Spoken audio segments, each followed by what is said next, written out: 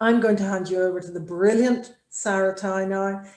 Got to know Sara quite well in the last couple of years. She's a colleague at the University of Manchester in psychology, senior lecturer, and she is an expert in psychotherapy, and she's going to talk to you all. She is training the trainers working on the psychedelics trials, folks.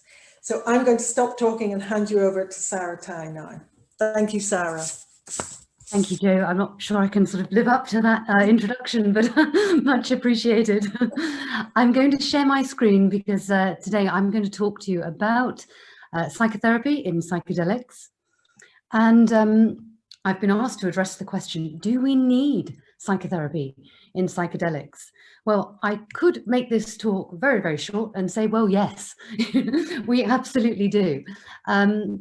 Basically, I mean, Jo's already spoken about psilocybin and how it acts on the brain, so I don't need to go into that in any more detail.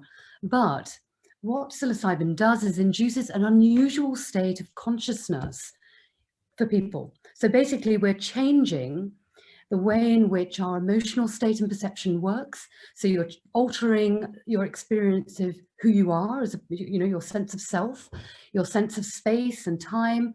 This is a very weird experience for people. And whilst that's happening, whilst these connections are much more open, we think that that may create an opportunity for thoughts and perceptions to happen in ways that they wouldn't normally, which may be helpful. However, if you administer psilocybin with no psychological support, although that may be physically safe, psychologically it could be unsafe and also have fewer therapeutic benefits in the outcome. So when you're creating such an unusual state of consciousness for people, especially if you have a history of having any mental health issues, so you may well already be anxious to begin with, there is a possibility that that experience can be quite anxiety provoking for people. So it may increase their fear, agitation. People can become quite confused or even have delirium and experience symptoms that we would associate with psychosis. So hearing, seeing, feeling, smelling things that other people don't, and also feeling quite paranoid. So unusual can become quite strange, and strange becomes weird, and weird becomes quite scary. And you can see how it could escalate into being in a very difficult situation. So we really don't recommend people doing this without psychological support. So that's the simple answer to why we need psychotherapy in psilocybin. But I'm going to give you an introduction to where things are at the moment and a bit more information about the approach that I've been developing. Okay, hang on, what's going on here? Why can't I change? Let's try that. Okay, so psychological support across most trials when we're delivering psilocybin therapy occurs in 3 phases. So it's preparation, where you're actually building a therapeutic alliance and getting people to know what's going on. Then the actual dosing itself, where as a therapist, you would be sitting and supporting the person throughout that day. And then afterwards, in what we call integration. And this is really where you're focusing on the experiences that the person had during dosing and helping them make sense of that and create meaning that they then integrate into their own lives and help use that information to make sense of the difficulties that they may well have been experiencing. Now, to date, most of the research that's been done has used 2 types of psychological support. The first is what we would call non-specific. So this is where there's no particular model of psychotherapy. And really in this, the emphasis is on the psilocybin itself. So really research that does this is saying, well, what's the effect of the psilocybin? And the role of the therapist is much more as a supporter and guide. Then you've got psychedelic assisted therapy.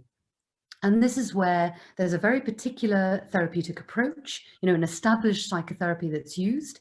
And psilocybin is used alongside that to try and draw out the effects, sort of attenuate the effects of the therapy itself. And there are a number of different examples of this, like cognitive behavior therapy for smoking cessation, motivational interviewing or motivation enhancement, mindfulness, acceptance and commitment therapy, which of course are all sort of umbrellas, under the umbrella of CBT. So lots of specific therapies that have used psilocybin. Now, what I'm going to argue is that there are some potential limitations of these approaches. So firstly, if we use a non-specific psychological support with the emphasis very much on the drug itself, we may well be giving the message that it's the drug that does all of the change, and we really have no evidence for that. If that were the case, then perhaps recreational psilocybin use may have had more positive outcomes than it ever has done. So we really don't think that psilocybin on its own is capable of doing all of the changes that we are anticipating may be a benefit here. Also, we could be overplaying the role of the neurological mechanisms at the expense of understanding some of the other things that we know are also important. So some of the socio-cognitive, emotional, and behavioral processes as well. When it comes to mental health, it's a little bit different to when we're talking about straightforward physical health problems. Mental health issues are multifaceted, and therefore it's not just about creating a change in our neuroreceptors, it's about having a multifaceted approach to how we actually deal with these difficulties that some people report. Now, the other thing about therapy-specific approaches is therapies are designed usually for disorder-specific issues. And therefore, to have a therapy-specific approach, you need lots of them for different issues. Whereas what we know in reality is that for anyone who does meet criteria for a particular diagnosis, comorbidity is often present as well. By that, I mean people meet criteria not just for one, but for many different mental health issues at the same time. And therefore, the approaches that we develop to intervening need to be able to accommodate lots of different problems. So therapy-specific may not be able to do that very well. Most of the approaches that have been developed to date, and we know that there are between 250 and 1,000 different therapies out there, they don't provide very clear empirical explanations for their mechanism of change. They also don't account for why quite often when people have a number of different therapies, they seem to come out as equal in their effect. It's known as the dodo bird effect.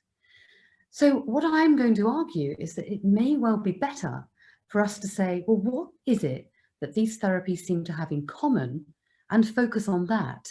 And if we do that and use it alongside psilocybin, that may well be the best approach. And that's certainly the approach that I've been trying to focus on in the things that I've been developing in the psilocybin field. And I'm going to talk to you about that today. So we absolutely need a clear empirical theoretical framework when we're working and developing new treatments. Our regulators say that, practice guidelines say that, and it's also important for improving praxis and understanding mental health issues. You know, we need a framework to say, well, how have these difficulties got there in the first place in order to inform what we need to do as an intervention. So the approach that I've been proposing that we use is informed by a theory called perceptual control theory. Why this one? Well, it's a biopsychosocial framework. So rather than just being a biological framework, it's also a model that is not hypothetical, but a functional model. So it's directly amenable to empirical testing. And it's based on homeostatic principles. And these have been demonstrated to be quite useful in understanding how biological and how the body works. So an example of homeostasis is body temperature regulation. And so what we're proposing is that homeostatic principles are very important for understanding more than just biology, psychology, socio-variables as well. And what we're saying in this approach is that people keep biological, psychological, and social variables controlled within pre-specified limits. We have to do that in order to stay alive. And when we can't control those, that's when we tend to develop mental health issues. So what happens then? You know, how does this framework actually help us? So what I'm talking about now is an explanation of the mechanism of change that we think may be going on. So when people can't control these internal variables in the way that they want, as I said, this leads to mental distress. And in order to come up with a solution to how we control these variables, we really need to have awareness of them. So awareness is key to being able to develop novel solutions for balancing these different variables as a whole. Let me give you an example of what those variables might be. So somebody, for example, may have a standard or an internal variable of wanting to have really good, close, meaningful relationships with other people. But at the same time, they may also not want to feel vulnerable. You know, they may want to avoid those feelings of, you know, that vulnerability when they get close to people. So here we've got two incompatible internal variables, wanting to be close to people, but also wanting to keep them at arm's length in order to remain free of vulnerability. Well, unless somebody is aware of both of those and can create some way of balancing it, they're likely to be very psychologically distressed. Solutions involve being aware of both sides of that issue. And in order to do that, you need increased attentional mobility, introspection, and the ability to problem solve. So what I'm talking about here is evident in the literature. I'm not just obviously making it up. And we can see this in things like Kohler's work on insight learning, where he talked about chimpanzees figuring out how to reach some bananas by being able to come to solutions based on previous learning that they had. This really is down to awareness. And the other thing that I'm talking about is people being able to control important variables and being able to manage incompatible or variables that are in conflict. This is known throughout the literature. You know, for example, we hear in cognitive behavior therapy, people often being in two minds about worry, as people like Adrian Wells would say. Or Paul Gilbert in compassionate mind training talks about being at war with oneself. You know, these are key states of conflict. So there's lots of evidence of this across the literature. So what I'm saying is the important mechanism of change here is introspection, awareness of your own internal states and where you want them to be. This is how we can generate new solutions and insights as well. This is evidenced again across a whole range of therapies that this is key to therapeutic change occurring. And so what I'm trying to do in the approach that I'm working on in psychedelics is focus on what we already know is working in other areas. So what I've done is this slide is, what does all of that research tell us about what we need to be doing then in psilocybin therapy? Well, first of all, we need to help people sustain their attention, their focus on a problem long enough for them to be able to get in touch with the emotional state of that problem. So if somebody comes into a trial experiencing long-term depression, we're helping them focus on the very things that they talk about as being problematic experiences in that depression. Now, Jo already mentioned in her talk that we think that psilocybin helps to down-regulate many of the usual control strategies that people will use. And those control strategies may stop them from being able to focus on that problem and also get in contact with those emotions.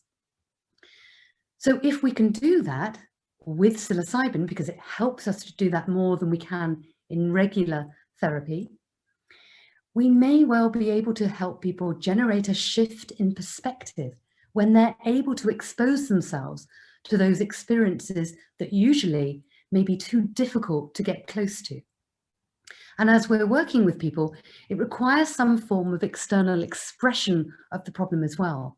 There's something about saying it out loud or being able to convey your problem in an external way that's very different to just going over and over it in your own head, which is what we would normally call, for example, rumination. We know that's not a helpful thing for people usually. So these are the 4 things that we're trying to create when we're doing psilocybin therapy. So psilocybin may absolutely be beneficial in creating these situations.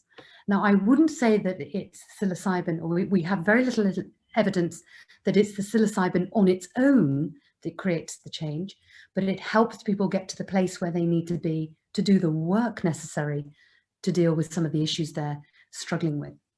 So there are two main therapeutic strategies we're talking about here: helping people develop what we call mobility of awareness, so the ability to direct their attention to experiences as they're emerging in the present moment, so that they can expose themselves to a range of emotions, cognitions, and physical sensations. And when they're exposed to those, we're also helping them process it in a way that they haven't done before. So they're looking at it from a different perspective, and they're really starting to gain more insight into these different internal standards that they're trying to find solutions to creating a balance for. And I termed the term, sorry, I can't speak. I termed this, I coined the term experiential processing. It's experiencing things and being able to process those as they happen in the present moment. And we think that during dosing, that's when this really does happen in quite a significant degree. And then in integration, we're helping people make sense of that and use that information to start to be able to gain higher level evaluative perspectives on their problems.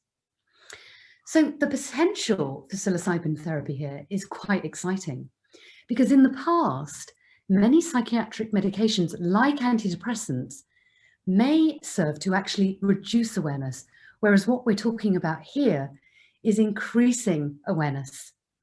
So other medications may reduce the intensity of distressing emotions, but they have the unintended side effect of making it harder to expose yourself to experiences and develop those longer term resolutions, whereas psychedelic drugs may open the door within psychiatry to something quite different, because we're really exposing people to salient emotions and experiences whilst increasing their awareness. So they have the capacity to be able to do a whole range of new, exciting things. So there's a very different mechanism of change. That's pretty much all I wanted to say. So my message is we really do need psychotherapy, and we need to think about doing something that speaks to focusing on what works across a whole range of other psychotherapeutic approaches.